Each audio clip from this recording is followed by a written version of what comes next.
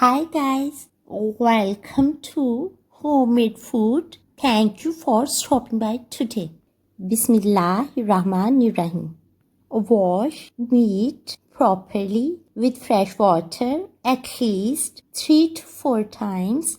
Also use 2 to 3 tablespoons of white vinegar along with 1 liter of water for 1 kg meat. For killing the raw smell, leave meat in vinegar and water for at least 5 minutes.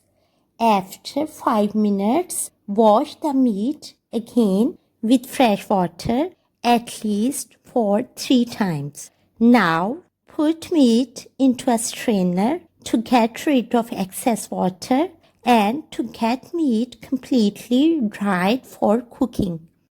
We will see you in our next video. Stay blessed and give us your feedback. Take a good care of yourself and people around you.